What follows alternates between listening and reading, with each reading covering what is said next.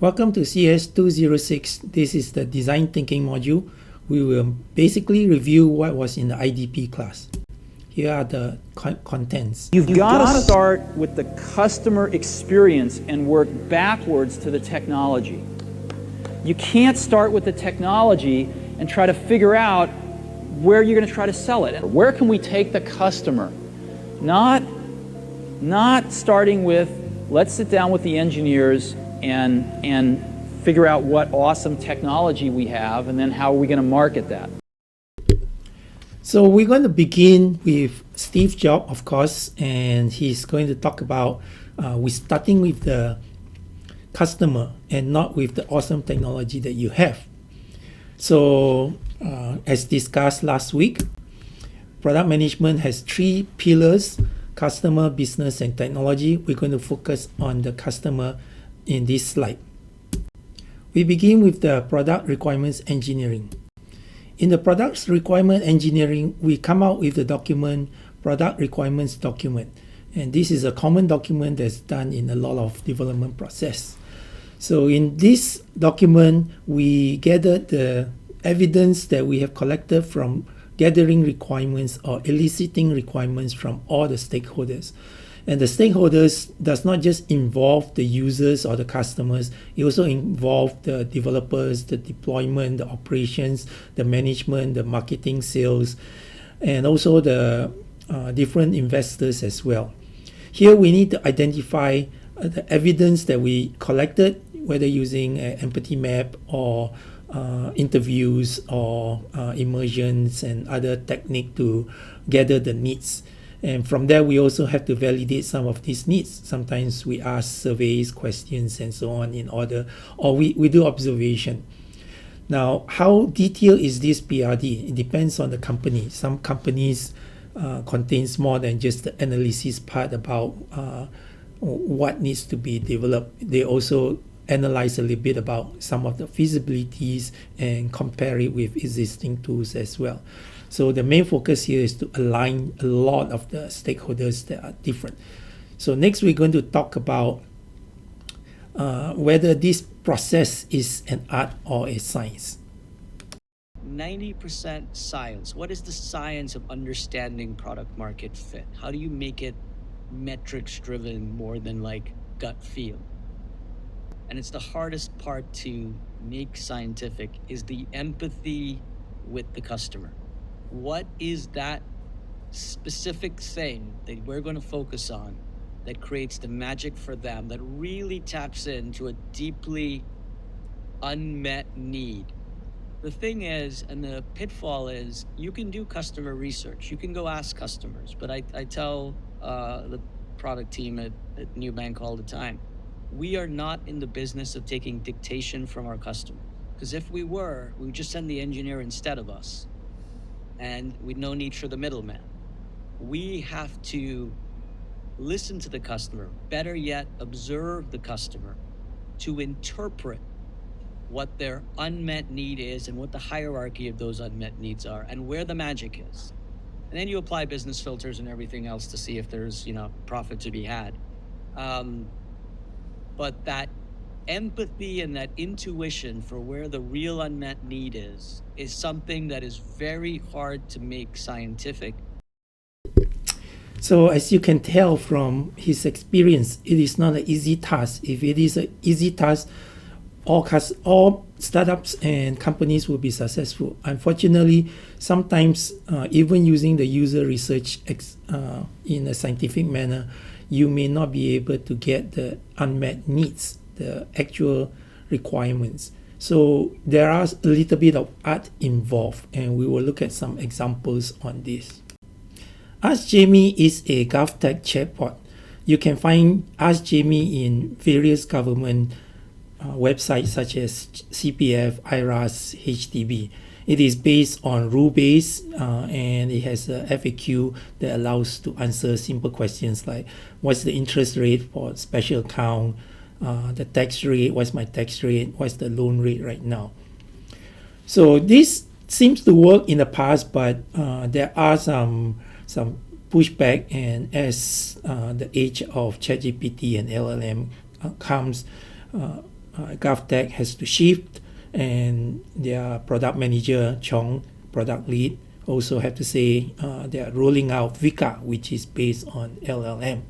And they had to explain to their team, we pivot because it's necessary and it's all about communication. For example, if a 70-year-old retiree says, how's the weather, Jamie, can you tell me how's my investment?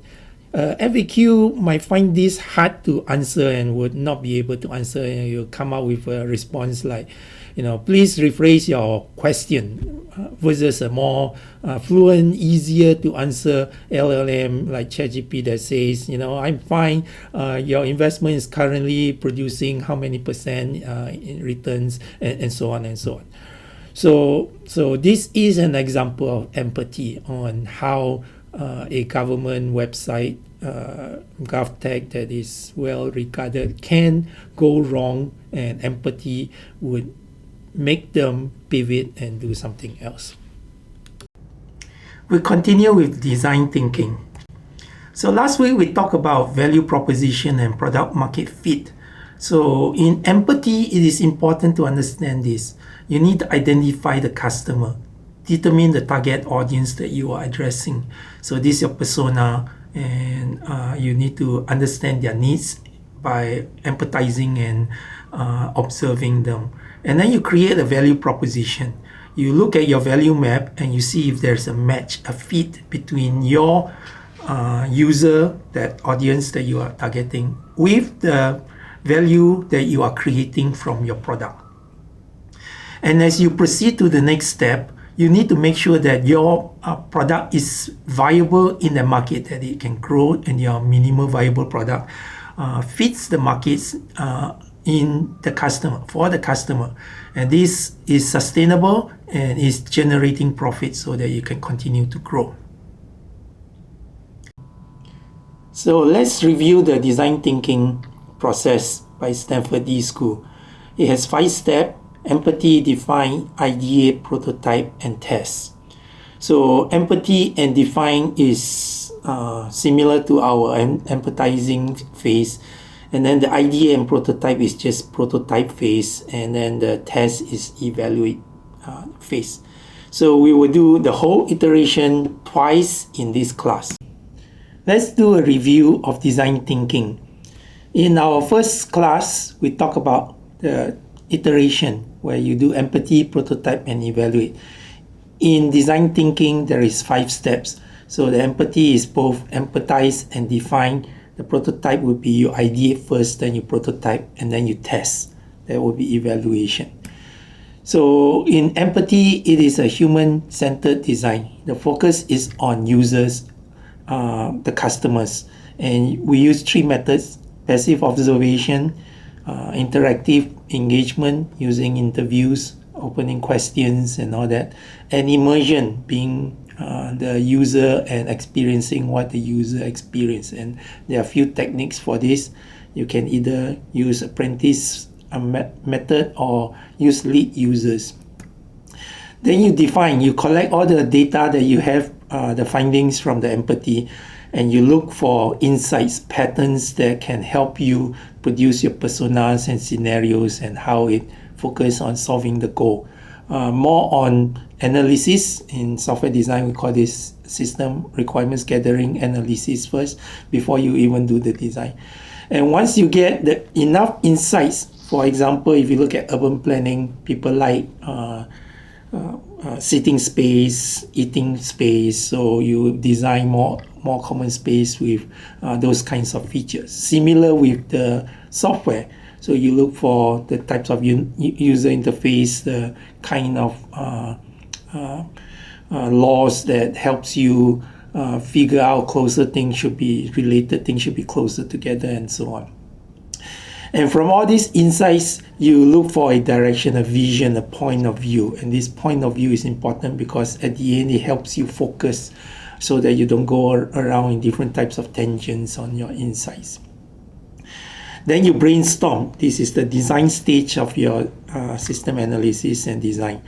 So you do ideation, you want to be creative, you set the mindset so that everybody has opportunity to give ideas about what is important and what do they want, and you try to avoid cookie cut standard ideas. You look for game changer types. You generate ideas from diverse perspective.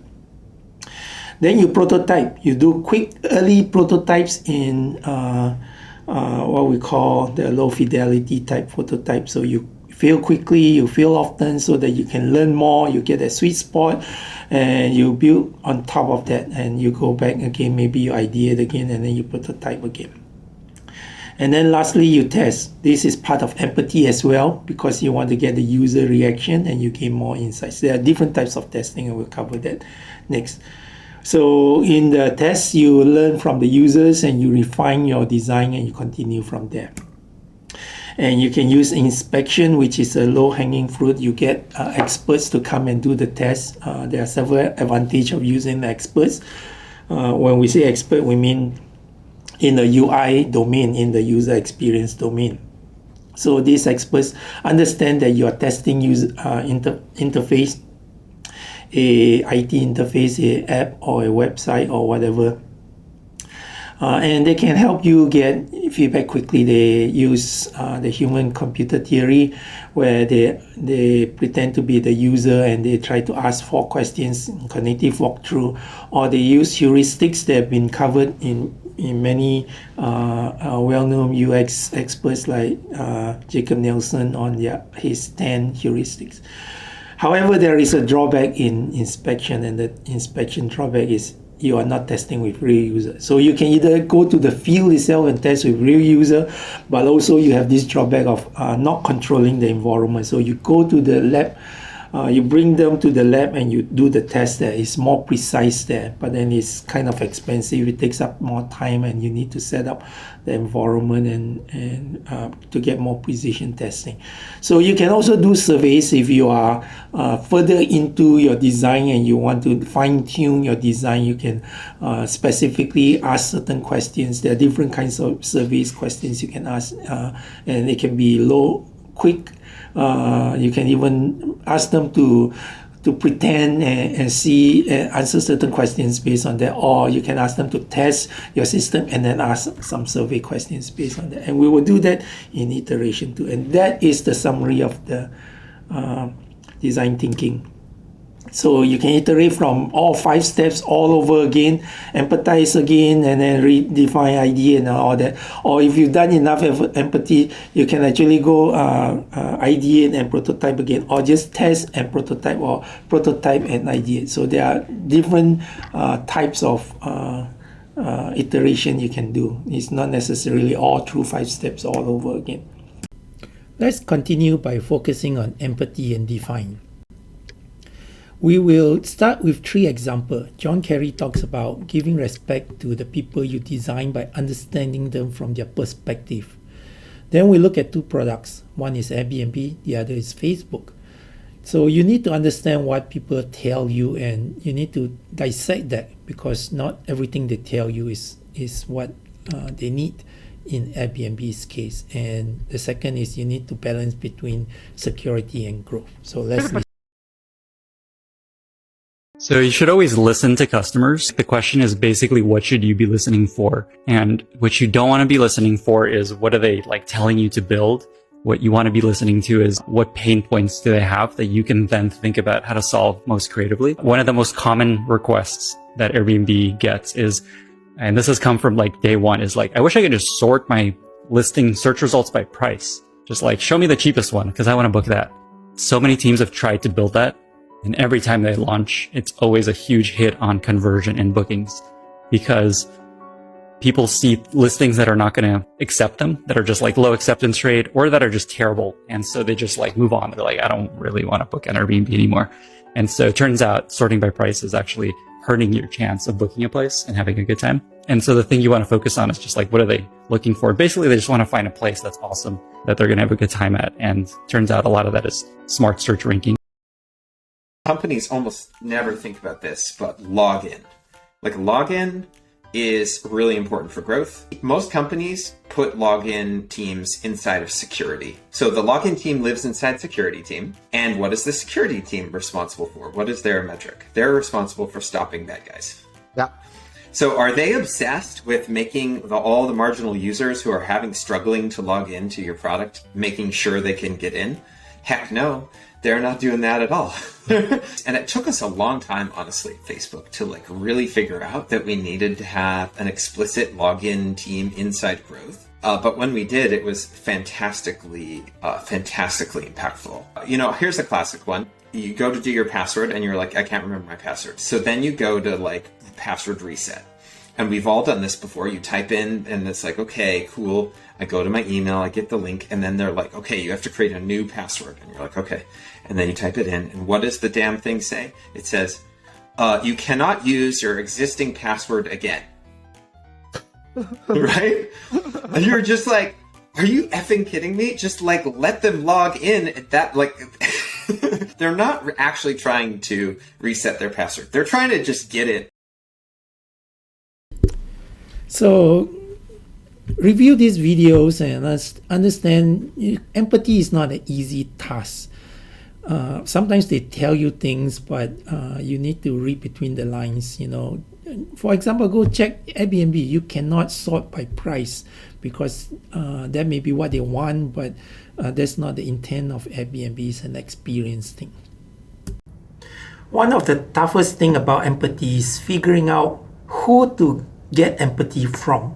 So this slide talks about different areas. If you are a software by service or B2B, you go to the marketplace to find out from the actual users what are their needs and their gaps and their frustration and pain and gains. If you are a consumer marketing, you can look at customer feedback and their experience, and this is a good place to go look for that issue. If you are developing tool, you look at the development community and GitHub and so on. Validating your startup idea is very important. So figuring out who to empathize with is important, but it can be very expensive. So Brian Chomsky talks about focusing on the first 100 people, and 100 here meaning small. Advice I ever got was from Paul Graham. He was our first investor, and he said, he basically said, there's better to have 100 people love you than 1 million people that just sort of like you. And so he said, just do things that don't scale. Focus on those 100 people and just build something they love so much that they tell everyone they know about it. And as I said in the show, I asked my host, how many people have you told of Airbnb? And I thought she'd say 10 or 20, and she said 1,000. And I almost had to stop myself, and I thought she was totally exaggerating. And her friend was next to her, and she's like, no, she's told people every day for 3 years about it. So that's probably how we've grown. After your empathy, you need to analyze your empathy findings. And this is where you're going to get insights from the patterns that you found, and you can create your persona scenarios. Now, in a product management, you need to also justify your vision and strategy from this empathy. So you can change your vision and strategy based on the empathy findings you have. So you want to capture the characteristics from an individual and from the individual that you do research on. And then you bring out all those characteristics to identify them as a persona that represents all these groups of users.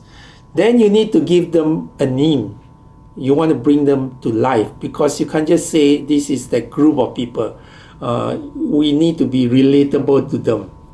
So you give them some names. You may give specific cases. They may be male or female. You may want to specify how much their earnings are, what kind of jobs they have, and so on. So let's look at an example. This is Jaden Liu. He is a university student, 21 years old, year one. So it's important to be that specific so that we can relate to them. Semi-deaf, so this is the deaf community, some of the pain points communicating with the class. and some of the goals, understanding the professors, expressing thoughts, and some of their interests. So you try to put certain things in there, but you don't put too many things. You don't want to be too specific. So you need to balance between personifying, bringing them to life, at the same time be based on real research data that you have and not a fictional part. So the scenario is a specific, informal, specific scenario of how the problem is solved or how the pain point and the goals is being satisfied. So it is noon. Jason is ready to make delivery for his bakery. He launches Roadrunner app and imports delivery details, which shows the recommendation route and task order. So a good scenario has to be quite specific. And here it uses a name for the app, and it actually has a route. So please use those specific to give us a clear idea of how your problem is going to be solved. So it's always good when you write a story, and in this case, an informal story, to have details. So the Roadrunner sends post notification to all customers with estimated arrival time of their order. So this solves one of the pain points, that doing all this routing using Google Map, it doesn't do all this thing for you. It sends the push notification automatically to tell the customer that you are coming. Okay, he has a smooth delivery journey with the help of the navigation tool. He decides to reorder halfway, and here you have flexibility, so it solves another part of the problem. And you go on and go on. It also goes in and talk about finding parking space and all that. So each of these things that is solved, each of the pain points goes inside the scenarios, are functions that the user will now have, the developer will now have to develop. Besides a scenario, you can use a visual scenario, or sometimes we call the customer journey map. So this customer journey map is divided into several parts. You have the jumping Jamie, who is the persona, here a little bit more briefed, not a complete persona. And the context is the expectation, what goes on. And in the informal scenario where you have paragraphs, here we divide them into stages: define, compare, negotiate, and select. And in each of these stages you have steps, and these steps are like user stories, individual steps that tells you what are the next task to do. And while you're going through these steps, there is this emotional roller coaster that goes up and down, and depending on the different stages, emotional stage of the customer user, you may have an ups and down. And at the bottom, it talks about the opportunities and ownerships and metrics that you may want to collect. So what's the difference between a journey map and a user story? As described earlier, the journey map goes through all the steps, and the user story is more a little picture, one task at a time. In class, we will do the exercise to bring out your persona and scenario. Hopefully, you have done some empathy. In the last segment, we will talk about idea, prototype, and testing. When ideating or brainstorming, we want to be imaginative. We want to think out of the box. We want to have game-changing ideas. So this all has to come from diverse perspective, and you have to create an atmosphere where people are comfortable giving out outrageous ideas. This is the steps. You need to go for quantity. You don't give judgment. You worried about that later. You want to have diverge as much ideas as possible. Encourage wild ideas and build on top of existing ones if you are stuck somewhere. We use post-it sticky notes so that you can see each other's, and you can have a quick discussion and move on.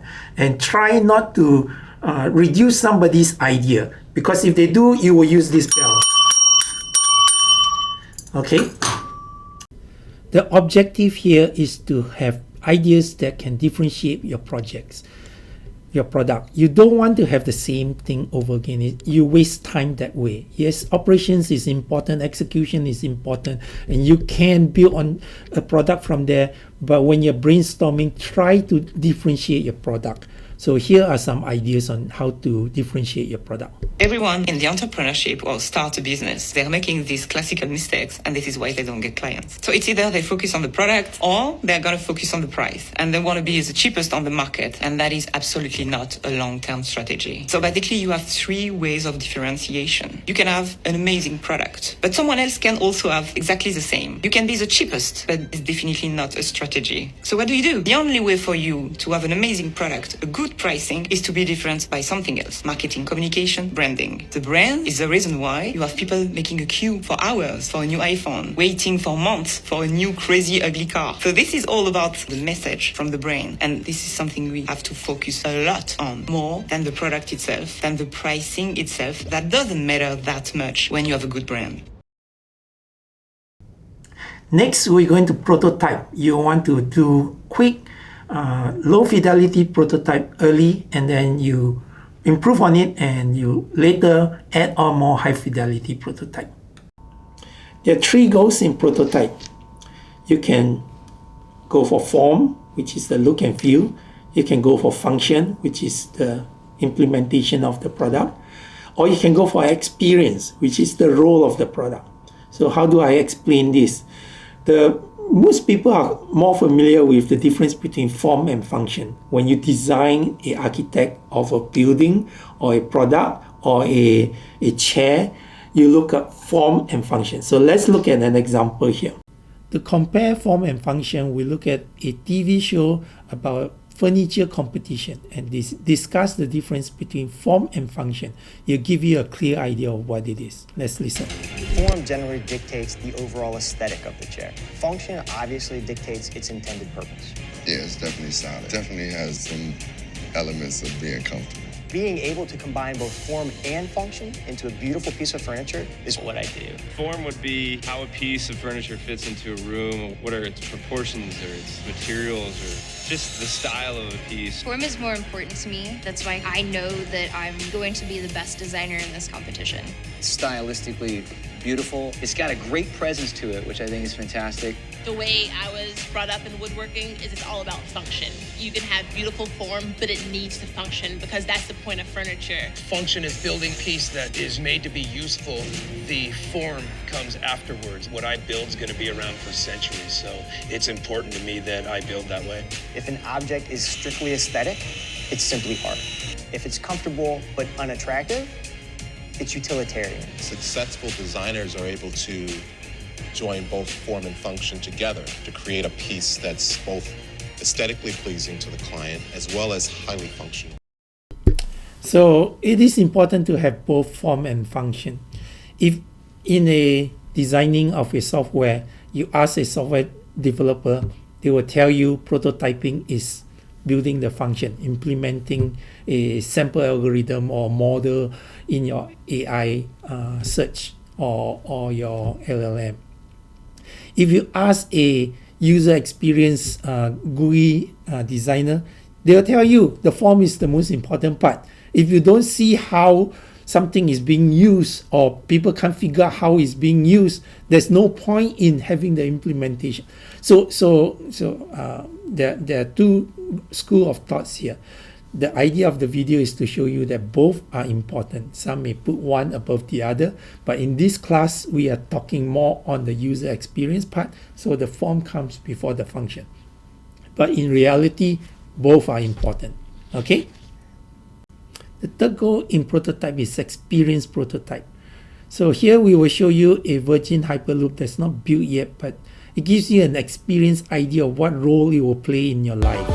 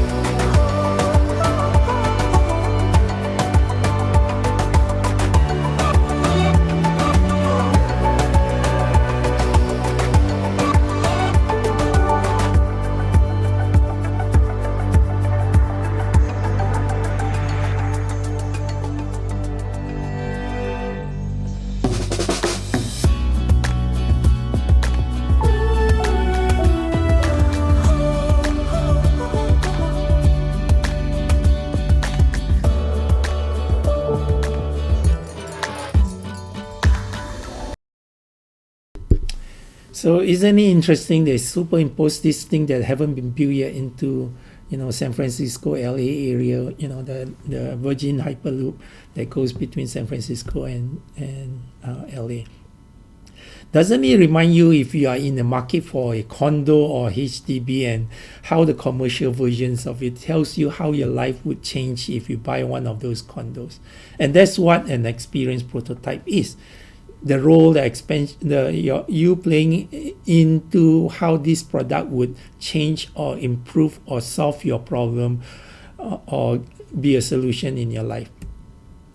So the Virgin Hyperloop is actually not built, but there is a built version of this Hyperloop, which is Tesla. And if you go to Las Vegas tunnel, I think they use boring, and there's a tunnel in between two locations between Las Vegas Strip, and you can actually take this Tesla, which is self-driving, and you go from one location to the next. So that is actually built. So that is no longer an experience prototype. It is in fact a implementation. So there's low fidelity to high fidelity, from paper prototype, simple, quick, all the way to final product, SpaceX with a actual spaceship that they launch. Next step in your low fidelity is your storyboard.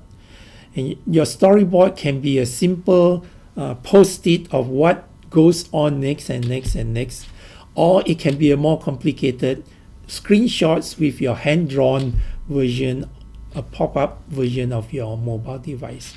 And storyboards are like in a movie where you're trying to lay out the plot of what it takes or the steps to take in order to complete a problem solution. The last step in design thinking is to test. Test is useful because you need to get feedback. You want to learn how your design works or your prototype works, and you refine your point of view. Here we will listen at how DoorDash did validation from Stanley Tang. We were just a bunch of college kids at the time. We didn't own trucks or delivery infrastructures or anything like that, right? We can't just spin up a delivery company overnight. So how can we test this assumption we had? So we decided to create a simple experiment with restaurant delivery. We spent about an afternoon just putting together a really quick landing page. And when I went on the internet, I found some PDF menus of restaurants in Palo Alto, stuck it up there, and then had a phone number at the bottom, and which was our personal cell phone number, actually. And that was it. We put up the landing page. We called it paloaltodelivery.com. And this is actually what it looked like. Super,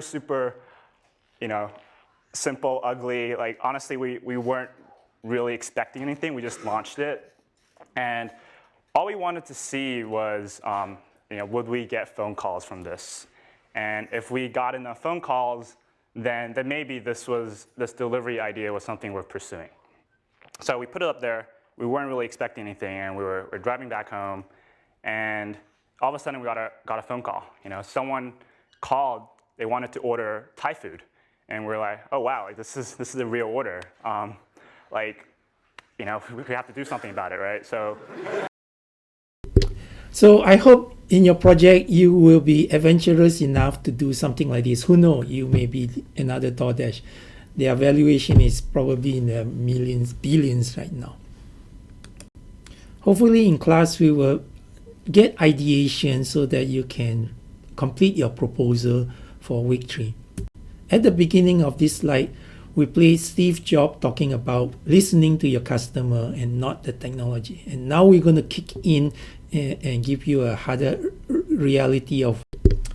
So don't worry too much about your proposal. The idea is just a beginning. So understand from Steve Jobs, the execution here is very important, and you keep changing. You do want to have a concrete idea, and you do need to do your research, but it keeps changing. There's 500 things you need to fit together. So understand that. Don't worry, don't wait. Don't go to the planning stage where graveyards for ideas exist. This is the summary.